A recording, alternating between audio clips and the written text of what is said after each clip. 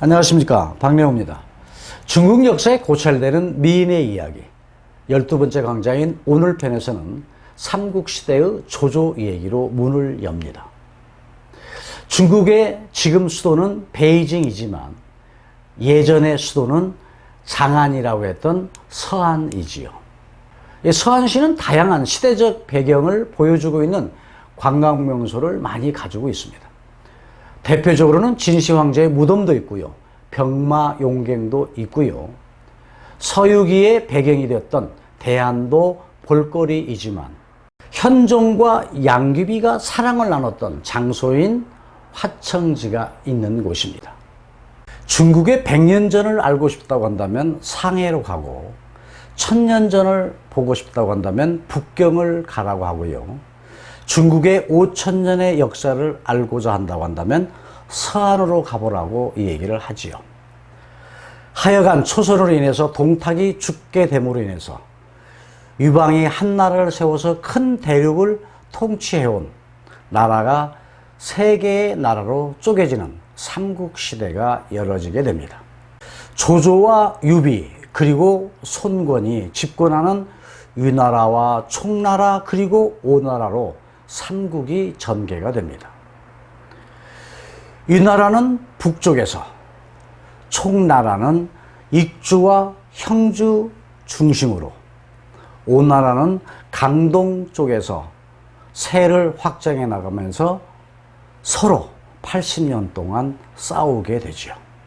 이 삼국시대에 나오는 영웅호걸들은요, 적게 잡아도 3000여 명이나 됩니다.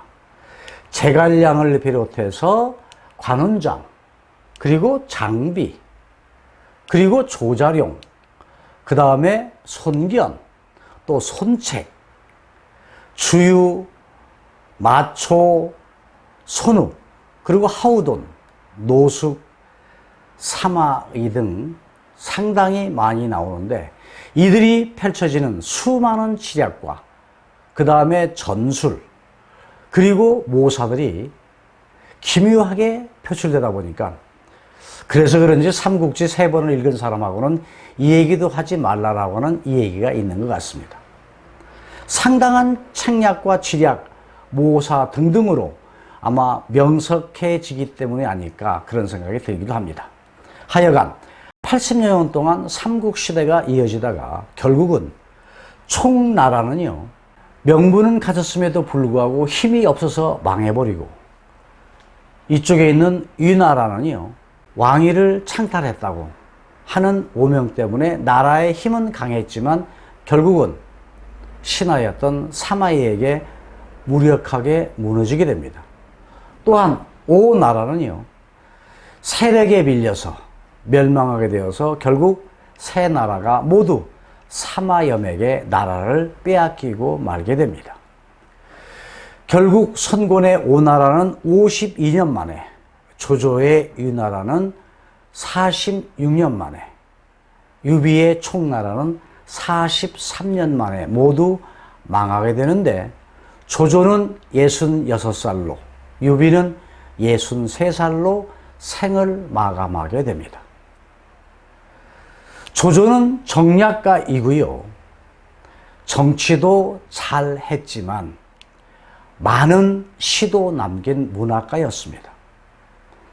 그러나 유비는 덕망이 있고 황손의 피를 가진 후예이지만 결과적으로 소수 정예 몇 명만 가지고 정치를 하다 보니까 많은 기회를 놓친 인물이고 자신의 부인도 3번씩이나 내팽개치고 도망가는 것을 보게 되면 큰 인물이라고 볼 수 없고 손권은 성격이 소심하고 우유부단한 인물로 평가되고 있지만 조조는요, 간웅이고 잔혹한 면이 없지는 않았다 하더라도 현 시대에서는 조조를 재조명하고 있습니다. 조조에 대한 평가는 시대의 영웅이냐 시대의 간웅이냐 이렇게 둘로 나눠볼 수가 있는데 조조가 나쁜 사람인 것만은 틀림이 없습니다. 그것은 왕위를 찬탈했기 때문이죠. 그러나 한편으로는 그동안 조조를 보는 편견도 있다고 볼 수 있습니다. 우리가 삼국시대를 이해하고 있는 것은 대부분은 삼국지 연의에서 나오는 소설의 영향을 많이 받았기 때문이 아닌가 생각이 됩니다. 중국에는 4대 기서가 있죠. 나관중이가 쓴 삼국지 연의가 있고요. 그 다음에 서유기가 있고요. 그 다음에 수호지가 있고 그 다음에 금병매가 있습니다. 이 기서 중 삼국지 연의를 통해서 많은 사람들이 유비, 조조, 손권의 삼국시대를 알고 있게 됩니다. 삼국지연에 나오는 내용 중에 조조가 참 나쁘다고 하는 인물로 묘사되고 있는 대목이 하나 있습니다. 여백사 이야기입니다. 동탁이 승상으로 앉아서 황제를 허수아비로 만들어 놓고 정권을 휘두르고 있을 때 조조가 동탁을 죽여서 나라를 구하겠다고 하는 생각을 갖게 되지요.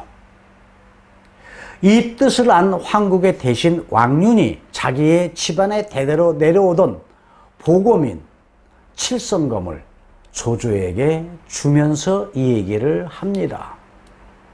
이 왕륜은 초선이의 양아버지로 동택과 여포를 초선으로 하여금 삼각관계를 만든 조정의 신하인 충신이지요.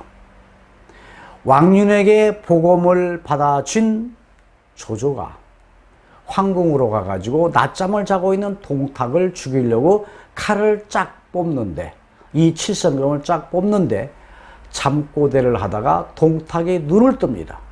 이때 깜짝 놀란 조조가 임기응변으로 대답을 합니다. 이 보검을 상국에게, 동탁님에게 드리려고 했습니다 하면서 이 칠성검을 동탁에게 그냥 넘겨주고 고향으로 도망가지요. 이 동탁이 조조가 자기를 죽이려고 했구나 하는 것을 알고 전국에 체포령을 내립니다. 전국에 체포령이 내려진 조조는 고향 쪽으로 내려가는데 중모연이라고 하는 마을을 지나다가 포졸에게 잡히고 맙니다. 철창에 갇힌 신세가 되었는데 이때 중모연의 현령인 진궁이 유치장에 와가지고 조조를 만나지요. 그리고 얘기를 합니다. 동탁이 너를 박대하지 않았거늘 어찌 너는 승상을 죽이려고 했느냐라고 조조에게 묻습니다. 이때 조조가 이렇게 말을 합니다. 연작 안지 봉황이다. 참새나 제비가 어찌하여 봉황의 깊은 뜻을 알겠느냐. 아무 말 하지 말고 나를 동탁 앞으로 데려가거라. 이렇게 얘기하면서 조조가 또 한마디 합니다. 나의 조상도 나라의 녹을 먹고 살았다. 내가 동탁 밑에 들어간 것은 동탁을 죽여서 나라를 구하려고 한 것이다 라고 말을 하지요.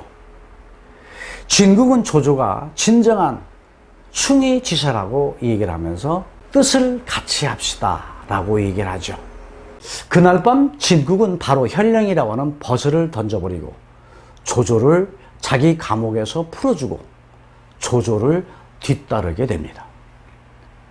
조조와 진궁이 조조의 고향 쪽으로 가다가 날이 어두워지자 조조의 아버지의 친구인 여백사의 집에 들어가게 되죠.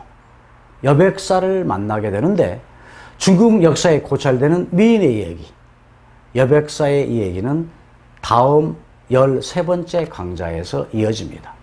다음 편에서 또 뵙겠습니다. 감사합니다.